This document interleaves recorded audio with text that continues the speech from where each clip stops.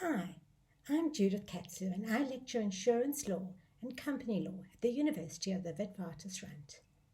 Well, insurance may not be the sexiest of the current discussions around COVID-19, but as the direct or indirect impact of COVID wreaks havoc on our economy and our lives, insurance can be an effective tool to mitigate the harm. Insurance enables societies to reduce the impact of catastrophic events by identifying risk and transferring it to those who can best manage it. But during the course of this pandemic, there is a fundamental difference that has disrupted the usual function of insurance, the pooling of risks. Because the traditional insurance model of community pooling is not sustainable when the entire community is suffering the same loss at the same time. So I'm interested in exploring the immediate role and impact of insurance during this time on both our personal insurance cover and also its implications on the insurance industry. To enable this, I will give a brief overview of the basic legal principles that govern insurance claims in South Africa, and I hope that will make this presentation practically helpful. I will then look briefly at other jurisdictions, because I fear that many of us will be disappointed at the South African insurance industry's response. I will end with some recommendations that will hopefully restore the insurance industry as a relevant instrument to combat this particular disaster. Insurance law is based on both the common law and legislation, but the most important determinant is the policy itself, because consensus, what was agreed at the inception of the policy, is the basis of contractual liability. South African policies will probably not have a specific reference to virus or a pandemic, and therefore the existence of cover or otherwise may depend on an interpretation of the policy wording and on the requirements that I will now go through. This will give us some guidance as to what we ultimately all want to know. Will insurance come to our rescue? The insurer must provide the agreed cover in exchange for the payment of the premium. This is conditional on the insured having suffered a loss caused by an insured against risk. That risk must relate to an uncertain event, accidental, sudden, and unforeseen, not from the negligent or intentional conduct of the insured. The insurers weigh up this risk to determine whether they are prepared to assume the risk and at what price. There are two main categories of insurance, both of which are affected by COVID-19. Indemnity or short-term insurance, which includes property insurance, business interruption insurance, which I'll talk about in more detail later, travel insurance, and event cancellation insurance as examples. It is interesting that it is estimated that the postponement of the Olympic Games has cost global insurers $2 billion. It also includes liability insurance that covers the insured for legal liability to a third party. This kicks in, for example, if a hospital is sued by a patient or by a healthcare worker who contracted the disease. Or any workplace may incur liability to its workers, and here remember it may be useful to consider whether the claim would fall within COIDA or other employers' liability cover, or even to a member of the public. Apparently, such litigation is currently pending against a number of cruise lines for negligently failing to take precautions to prevent a coronavirus outbreak on the ships. As business interruption cover is so desperately needed now, I will zoom into that in a little more detail. This includes contingent business interruption cover for losses resulting from the closure of an insured supplier. Insurers globally require this to be attached to physical loss or damage under a different section of the policy, such as a fire section, before this cover is triggered.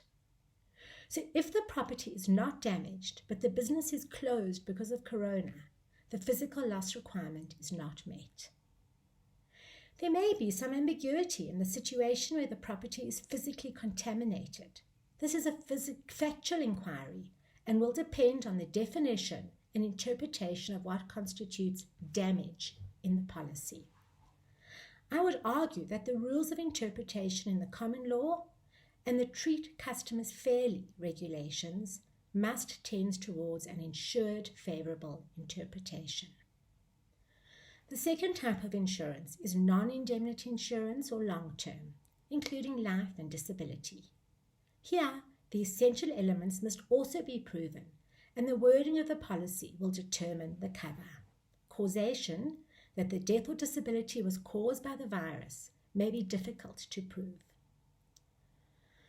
The legislative insurance framework does not provide any direct instruction that can determine whether a claim will be covered or not. It provides guidelines and a framework. The regulatory body of insurance is the Financial Sector Conduct Authority, FSCA.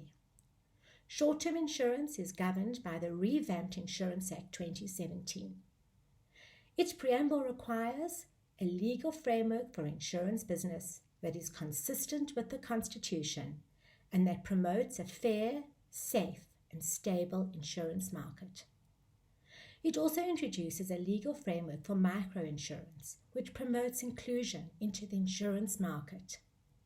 Its stated purpose includes the protection of policyholders and provides that insurers must at all times conduct their business with due care, skill, and diligence. The Insurance Act also provides for policy protection rules. This is part of the Twin Peaks regulatory framework in line with international regulation intended as broad consumer protection. I suggest that these should be looked at to make a case for a broader, more generous, policyholder-centric interpretation of policies, especially in these times of heightened hardship. The policyholder protection rules have fair treatment at their core, and these are intrinsically linked to the treat customer fairly process. The FSCA has emphasized that insurers must assist their customers with even more empathy, flexibility, and understanding during these difficult times. Despite all this, the FSCA, who I do understand does have an obligation to protect the long-term sustainability of the industry, has sent out a communication intended to clarify the business interruption insurance cover and has confirmed the requirement of physical damage. Covid-19 is not expressly covered in standard policies, and the authority sees no reasonable ground to intervene. It states that this is upholding what the policyholder and insurer agreed upon at the inception of the policy. I recognize that requiring insurers to cover such claims could create material solvency risks and undermine the ability of insurers to pay other types of claim, which can aggravate the financial and economic impact of COVID. So this is not unexpected. But there is a disappointing rigidity in the next part of the communication, where some flexibility would have been possible. That is for the small percentage of BI policies that do have specific extensions to cover infectious and contagious diseases. And these will only be triggered where the loss of business income was due to the business being interrupted as a result of a COVID infection, and not as a result of other related actions such as the lockdown introduced by government. This could surely be better engaged, considering the obligation to treat customers fairly. It is also unfortunate that most insurers intend withdrawing any cover that may exist related to infectious or contagious diseases. Let's look briefly now at the position in other jurisdictions. In the US, quite surprisingly, legislation has been put forward to retrospectively cover business interruption losses in small businesses with less than 100 employees. It proposes that every policy insuring against loss or damage to property, which includes business interruption, shall be construed to include coverage for business interruption during a period of declared state emergency due to the coronavirus disease. The courts in the United States have also given a wide interpretation in finding that if property cannot be used for the intended purpose because of an event affecting the property, such as COVID, it has suffered physical loss, and this is true whether or not the property has been physically damaged. Treat customers fairly is the basis of the EU insurance directives. These make the point that the scale and depth of the disruption caused by the outbreak could undermine trust in the sector if the fair treatment of consumers does not remain at the heart of the sector's response. However, as in South Africa, much of this is bluster, and will not materially assist a policyholder. The EU, as in South Africa, has maintained that imposing retroactive coverage of claims could create solvency risks. Although it must be borne in mind that EU insurance companies are required to hold sufficient funds on an ongoing basis to cover their solvency requirement. This should enable insurers to absorb significant losses. As in the EU and here, the Association of British Insurers has also dashed hopes that small firms will be covered for the interruption caused by the pandemic. This despite the fact that they too have plenty of capital. Solvency ratios are high, and the industry has boasted of its ability to withstand 1 in 200-year events. The chairman of global insurance giant Lloyd's has stated that we pay out from the premiums we collect, and we haven't collected premiums for cover like coronavirus. But commentators in the UK are warning of damage to reputation, to increased withdrawal from the industry to self-insure, and the possibility that businesses will band together to launch class actions. Court action has been taken in the UK already, with litigants stating that the harsh lesson that the insurers may learn from not being seen to stand together with the rest of the UK is that COVID could infect the industry for decades. Interestingly, the opposite approach has been taken in Kenya, where the insurance regulator authority is requiring insurers to pay out on all pandemic-related health claims in full. There is a concern here that the market will sustain huge losses. What about the impact on the insurance industry? Well, one of the objects of the Insurance Act is the preservation of the safety and soundness of insurers. The industry is at risk from huge potential losses from this pandemic. This includes increased claims from death and health policies, and significantly, insurance companies will be negatively affected by the increased likelihood of default and bankruptcy. So although policyholders, and me, quite frankly, are disappointed in the industry's response, it must be recognized that it is sound economic policy to reject claims that have not been built into the premiums. It also seems that no one knows what the total cost of claims might be. Insurers have been modelling the epidemic since SARS, MERS and swine flu, but COVID is truly pandemic. A further blow to the industry is the reduced payments of premiums as the insured suffer economically, a reduction in liquidity, and a huge challenge for brokers who are missing their distribution networks and contacts.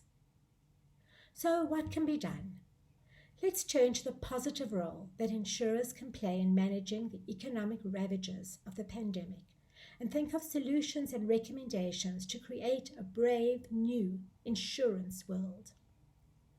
It is important that the industry remains sustainable, so the fundamental obstacles to effective use of insurance must be urgently addressed. These include difficulties exposed by the application of traditional insurance principles. Perhaps it's time for the development of innovative and specialized policies that reduce ambiguity and have an eye on the challenges of a modern global environment. The sustainability of the industry can be assured by careful drafting, and exposure can be limited, by example, a cap on liability. Excluding cover should not be the solution. This undermines the social responsibility of insurers. It encourages class action and great reputational damage. The impact on other stakeholders should also be considered in the context of the objects of the Insurance Act that I have mentioned. Insurance contracts, like all contracts, must reflect the spirit, purport, and objects of the Bill of Rights. The insurance industry can have a positive impact by using its resources in a proactive way. Insurance as a large global industry can be a driver of change in respect of the behavior leading to reduced risk. It can use its resources to help prevent the spread by education and by providing assistance such as advice and expertise. It could offer incentives by way of reduced premiums and enhanced cover for insureds who practice good hygiene and infection control. Another innovative idea is the possibility of a partnership between government and the insurance sector. This has already been done to develop workable solutions for other large and difficult to insure risks such as flooding and terrorism. But none of this will be helpful for those who most need it but have no access to insurance. And here the newly introduced microinsurance industry must flex its muscle. In this discussion, some of the difficulties in applying traditional insurance principles to the risk of loss as a result of COVID have been highlighted. These include unreliable data which makes the actuarial calculations uncertain, complicated chains of causation, the obstacles thrown up by the generic wording of the policies and the traditional interpretation of this wording. A new approach should be considered, an approach that will balance the interests of all parties in this quest for economic certainty in this era of COVID.